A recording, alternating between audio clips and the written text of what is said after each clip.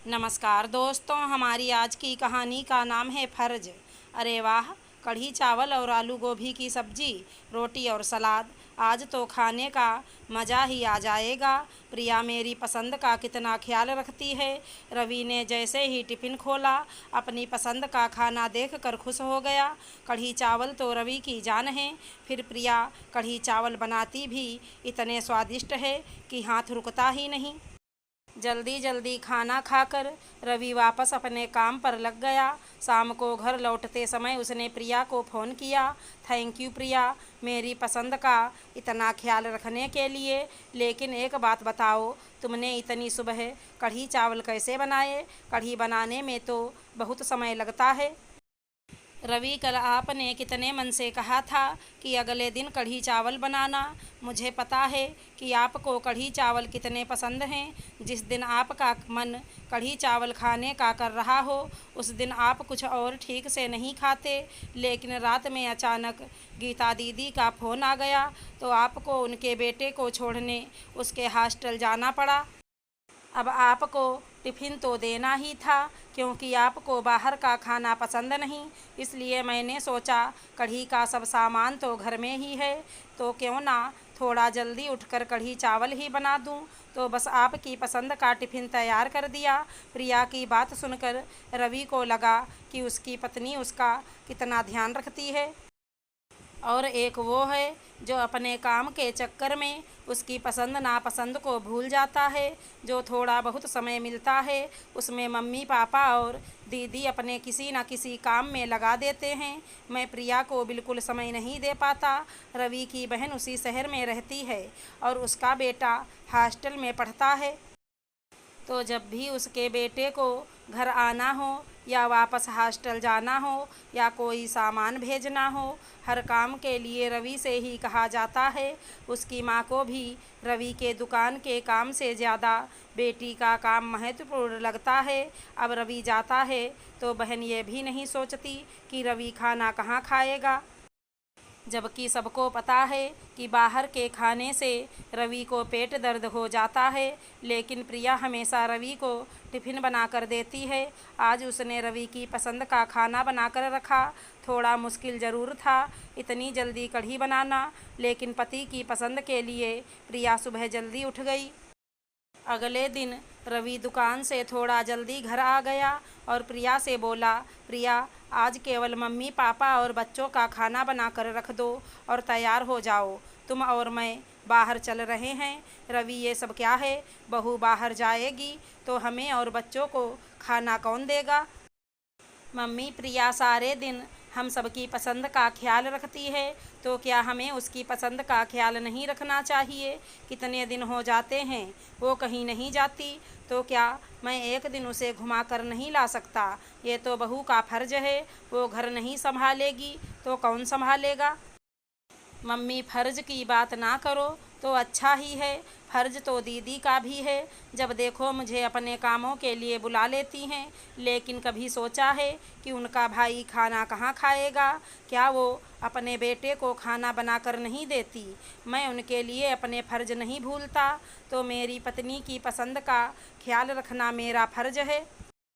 और बच्चे इतने बड़े हो गए हैं कि वो खाना खुद खा सकते हैं और आपको भी खिला सकते हैं। चलो प्रिया, आज सालों बाद पति को अपनी फ़िक्र करते देख प्रिया को बहुत अच्छा लगा।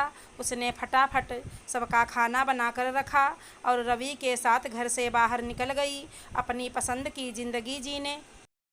नमस्कार दोस्तों, हमारी आज की कहानी का नाम है भूख।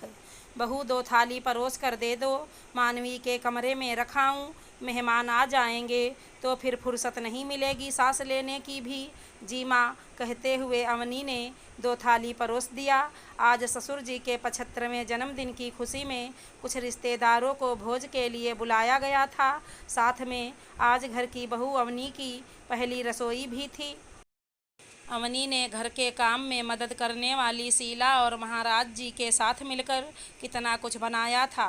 चने दाल की भरी पूड़ी, प्याज की कचौड़ी, मीठे खजूर की चटनी, मटर पनीर, छोले पुलाव, करेले बैंगन भिंडी का भरवा, बूंदी का रायता, मखाने की खीर, कितनी सारी चटनियाँ। आज माँ से जितना कुछ सीखा था सारे स्वाद चखा देना चाहती थी ससुराल वालों को, लेकिन मुश्किल ये था इतना कुछ बनाते बनवाते उसे जोरों की भूख लग गई थी। अभी मेहमानों को आने में समय था। सासू माँ का बेटी के लिए थाली परोस कर ले जाते देख उसके आंखों में आंसू से छलक आए। बिटिया आजा कमरे में, तुझे 2 कौर खिला दूँ। हाँ भाई को भी ले आ बाहर से, उसे भी खिला दूँ तो आराम से मेहमानों की सेवा करूँ। नहीं तो बिटिया देर हो जाएगी और तुम दोनों ऐसे ही भटकते रहोगे भूखे ही। जब कभी भी माँ कुछ अच्छा बनाती छोटी सी पीतल की कटोरी में उसे दे देती। ले जरा चख के बता तो नमक मिर्च अच्छे से स्वाद दे रहे हैं कि नहीं। माँ भूख से सूखा चेहरा कैसे झट से भाप लेती थी। दूर से ही देख कितनी भी भीड़ में उसे बुला लेती। शादी ब्याह से भरे घर में भी कुछ नहीं तो 1 गिलास दूध पिला देती। भूख का एहसास उसे बाद में होता। माँ पता नहीं कैसे जान लेती। जब उनके पास जाओ बिना कुछ कहे खाने की थाली उसके सामने रख देती। आजा भूख लगी है ना तुझे, मैं जानती थी आ तेरे पसंद का बनाया है आज। माँ आपको कैसे पता चल जाता है कि हमें भूख लगी है। तब माँ अपना पेट पकड़ बोलती, क्योंकि मेरे पेट में दर्द होने लगता है। कहते हुए अपना पेट पकड़ खिलखिला उठती, साथ में हम दोनों भाई बहन भी। क्या मजाल कि सुबह उठने के बाद बिस्तर के बगल के टेबल पर दूध का गिलास और सूखे मेवे की कटोरी सामने ना पड़ी हो। यादों के गलियारों में विचरने लगी अवनी को बस आज माँ और माँ के हाथ के निवाले याद आ रहे थे। शायद भूख का असर था कि आंखों में आंसू बहने लगे।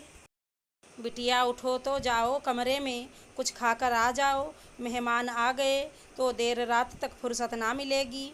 माँ का स्नेह लिए सासू माँ की आवाज़ सुन अवनी की तंद्रा टूटी। देखा तो सासू माँ उसका हाथ पकड़ उठा रही थी। बिटिया जा मानवी के कमरे में, तुम्हारी और मानवी की थाली रख दिया है, जाकर झटपट खा लो। फिर देखो मेहमान भी आते होंगे तब फुर्सत नहीं मिलेगा।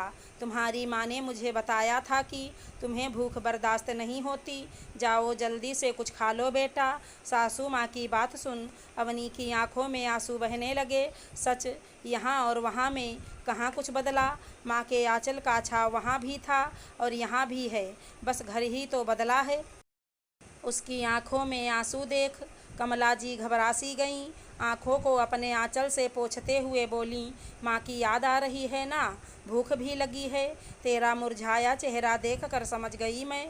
जा जल्दी जल्दी कुछ खा ले, मैंने खाना पानी सब रख दिया है मानवी के कमरे में, वो भी भूखी है तेरा इंतज़ार कर रही है। जा। अवनी कुछ नहीं बोली, बस माँ के गले लग गई। कमला जी ने उसे सीने से लगा लिया। जानती हूँ बहू और बेटी दोनों को भूख लगती है। वो ज़माना गया बेटा जब ससुराल के नाम पर बहुओं को तपस्या कराया जाता था। ये घर तुम्हारा है, ठीक वैसे ही जैसे माँ का घर। अब जाओ जल्दी, नहीं तो मेहमान आ गए तो फंस जाएंगे हम सब। और हाँ, खाना खाकर ननद भाभी दोनों झटपट बाहर आ जाओ तैयार होकर। मैं चाहती हूँ मेरे आँखों के दोनों तारे सबसे खूबसूरत दिखें सबके सामने। कहते हुए उसके गालों पर थपकी देकर मुस्कुराईं, ठीक वैसे ही जैसे माँ मुस्कुराती थी अवनी को देखकर। आज अवनी को ससुराल को लेकर सारा डर भय और हिचक गायब हो गया। वो मुस्कुराती हुई भागती सीढ़ियाँ चढ़ गई बिना किसी संकोच के कि ससुराल में कोई क्या कहेगा। मानवी के कमरे से ननद भाभी के खिलखिलाने की आवाज़ सुन कमला जी की आंखों के कोर गीले हो गए, चेहरे पर एक गंभीर भाव। कितना कुछ बदल गया तब और अब में। शायद उनका ससुराल इतना उदार नहीं था, लेकिन कमला के चेहरे पर सुकून का भाव था। वो चाहे तो सब कुछ बदल सकता है। अगर हमारी कहानी पसंद आई हो तो चैनल को लाइक शेयर सब्सक्राइब करें। धन्यवाद दोस्तों।